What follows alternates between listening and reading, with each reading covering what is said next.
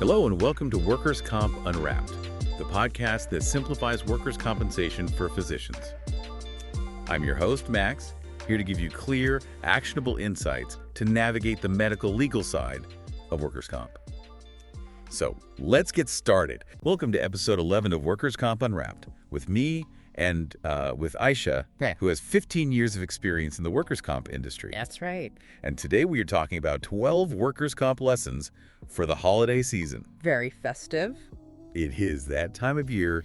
Again, lights, laughter, and a surprising surge in workers' comp claims. Yeah. You know, the kind that make you wonder, how did that even happen? It's true. The holidays bring a unique set of risks. We see it all from Frostbite for those brave delivery drivers battling the elements to those Clark Griswold moments with folks taking a tumble from the roof while hanging decorations. Oh, yeah. And let's not forget those deceptively dangerous paper cuts from all that gift wrapping. Right. Lots of hazards. Okay, so let's dive into these scenarios and help our listeners. The doctors treating these cases navigate the workers' comp maze, maximize their revenue, and minimize those claim disputes that can really put a damper on the holiday spirit. Absolutely.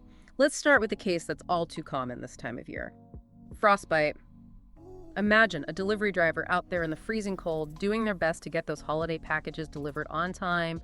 They come in with numb fingers, maybe even some discoloration, and you're looking at a potential case of superficial frostbite. ICD-10 code T33. Okay, T33, got it, but what's the catch here?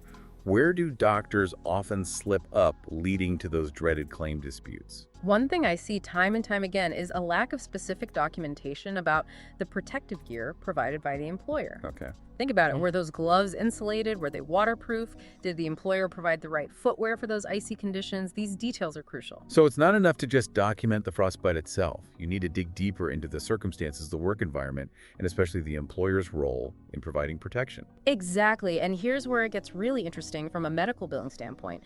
If you can clearly demonstrate that the employer failed to provide adequate protection that strengthens the worker's claim and could potentially justify more extensive treatment leading to higher reimbursement rates. Wow, that's a great point. It's not just about treating the injury, it's about understanding the whole picture and how it impacts the worker's comp claim. So doctors pay attention to those details. Now let's shift gears to a scenario that's straight out of a holiday movie, Falls from Roofs. Oh, yeah. We all picture Clark Griswold hanging those Christmas lights. Yeah. But in reality, falls from roofs happen all year round. Right. And they can be serious. Absolutely. And we have a specific ICD-10 code for that W13.2XXS fall from roof. But here's the thing.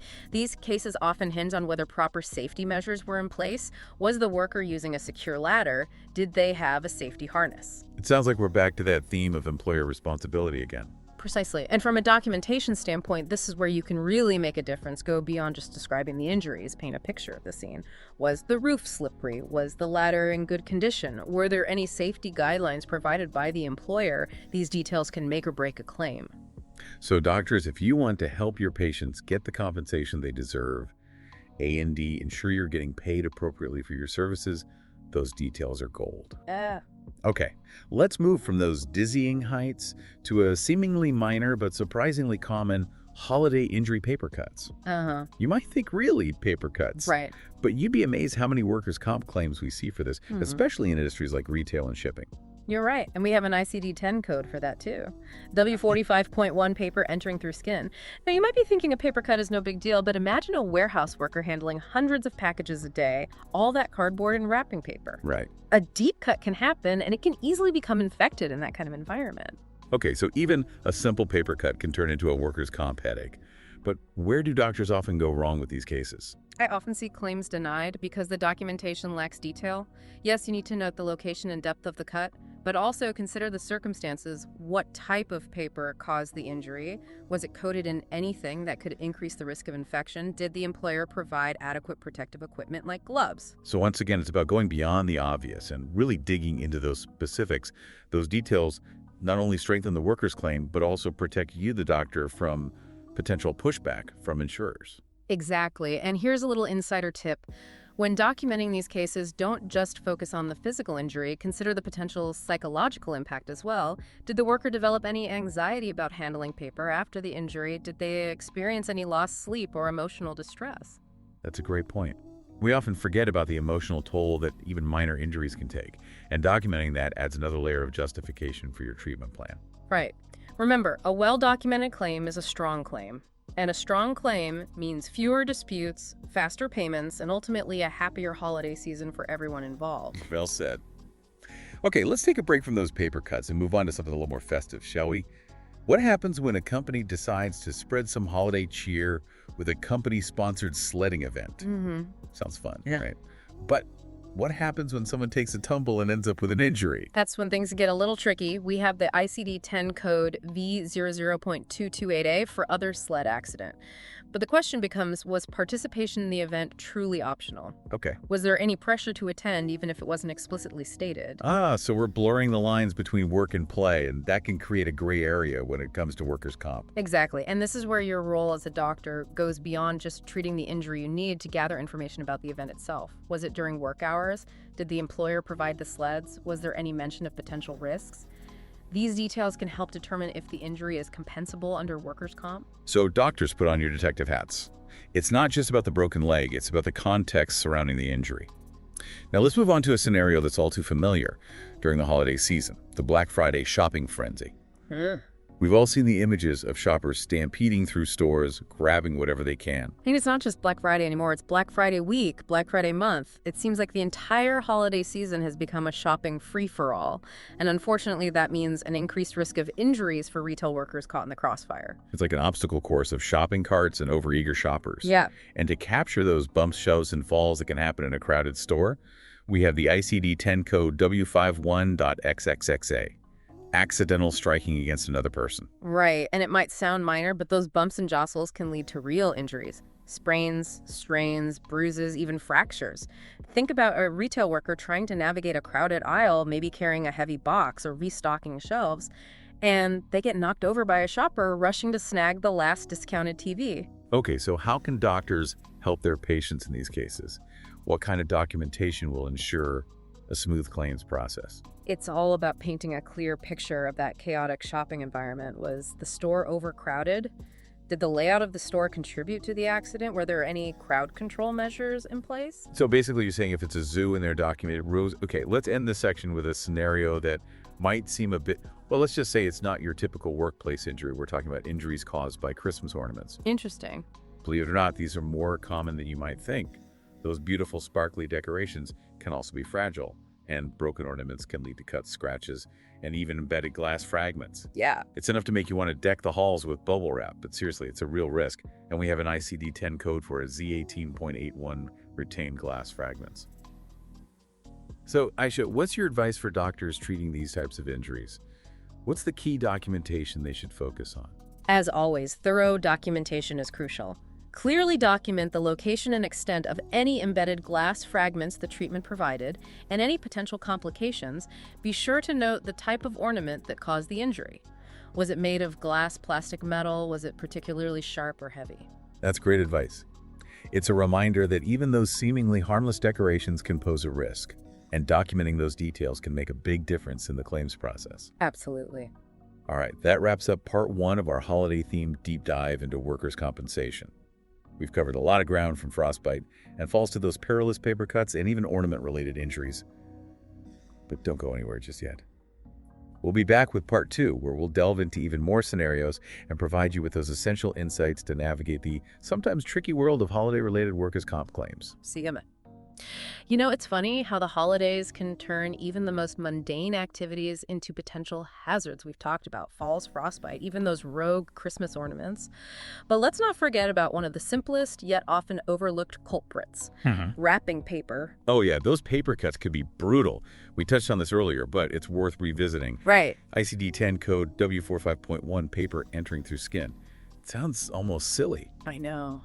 But those cuts can be surprisingly deep and painful, especially for workers dealing with mountains of wrapping paper and packaging materials. Exactly. And what often gets overlooked in these cases is the potential for infection.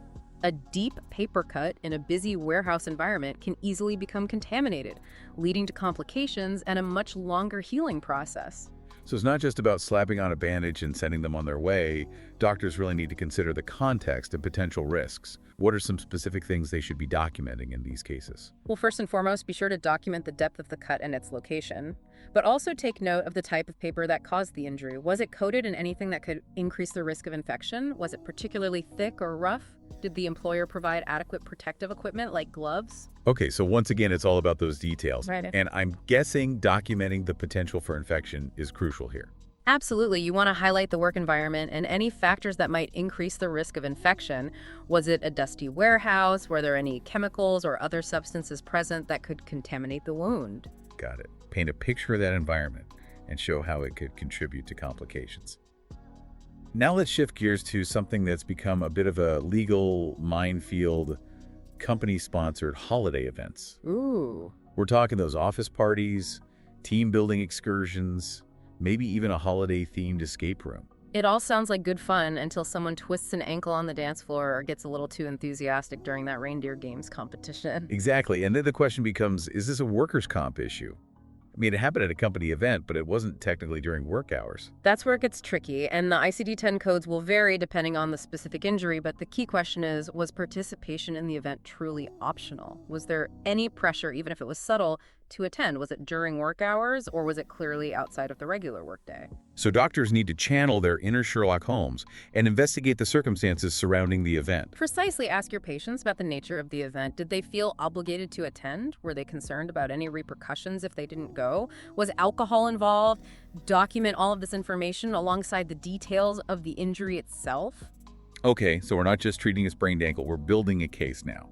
Let's move on to a scenario that's thankfully becoming less common, but still poses a risk during the holidays: those infamous Black Friday stampedes. Ah, yes, the thrill of the hunt for that discounted flat-screen TV. But in all seriousness, while the frenzy of Black Friday has calmed down somewhat in recent years thanks to online shopping, those crowded stores and overeager shoppers can still be a recipe for disaster. Absolutely. We've all seen the videos, people pushing, shoving, even trampling over each other to get to those doorbuster deals, and the poor retail workers are caught right in the middle of it all. And the ICD-10 code that captures this mayhem is W51.XXXA, accidental striking against or bumped into by another person. It might sound minor, but those bumps and jostles can lead to a surprising number of injuries, sprains, strains, bruises, even fractures. Imagine a retail worker trying to navigate a crowded aisle, maybe carrying a heavy box or restocking shelves, and they get knocked over by a shopper in a Black Friday frenzy. It's like a real-life game of shopping cart dodgeball. Yeah. So Ayesha, what's the key documentation advice for doctors treating these types of injuries? How can they ensure their patients' claims are taken seriously? It's all about painting a vivid picture of that chaotic Black Friday environment. Describe the crowd size, the general atmosphere, any aggressive behavior you witnessed. Document any safety measures the store had in place or the lack thereof. Did they have any crowd control measures? Were there enough employees on hand to manage the crowds? So if it's a zoo in there, document it a book. Okay, now let's talk about something a bit more unexpected. We've covered falls, cuts, even shopping cart collisions. But what about injuries caused by holiday decorations? And I'm not talking about those ornament-related mishaps we discussed earlier. You'd be surprised how many people end up in the ER with injuries from things like inflatable, Santa's tangled Christmas lights, and even those precariously perched holiday displays. And let's not forget about the potential fire hazards associated with faulty wiring and overloaded electrical outlets. It's a good reminder that even those festive decorations can have a dark side. What are some specific ICD-10 codes that might apply in these situations? Well, it really depends on the nature of the injury.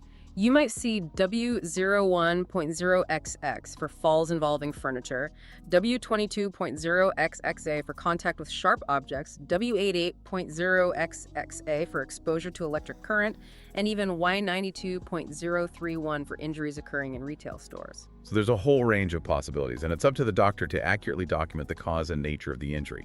What are some key things doctors should be asking their patients in these cases? Ask them about the specific decoration that caused the injury. Was it faulty?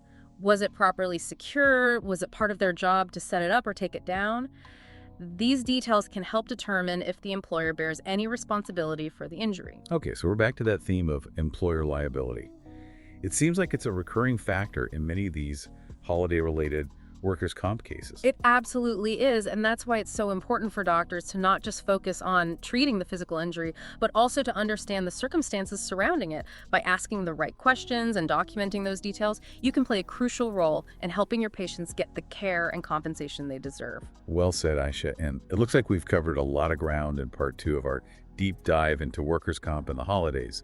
But we're not done yet. We'll be back with part 3, where we'll wrap up our discussion and leave you with some final thoughts and key takeaways. We're back for our final part of our holiday deep dive into workers' comp. Yeah. We've covered all those fun injuries. The classic. Yeah, the classics like frostbite and falls, but the holidays have a few more interesting things for us. Right, like holiday stress. Oh, yeah. Let's talk about that. Okay, so holiday stress. Something that's become a hallmark of the holiday season, especially for those working in retail, is the constant pressure to meet those sky-high sales goals. We've all seen those long lines, the frantic shoppers, the employees working overtime to keep up with the demand. It's like a marathon, but with Santa hats. Exactly. And while there's no specific ICD-10 code for holiday stress, the impact of that stress can manifest in various ways, from anxiety and insomnia to musculoskeletal problems and even heart conditions. So even if a worker doesn't have a specific injury, like they fall or something, the stress itself can be a problem. That's right. And this is where it's important for doctors to consider the whole picture.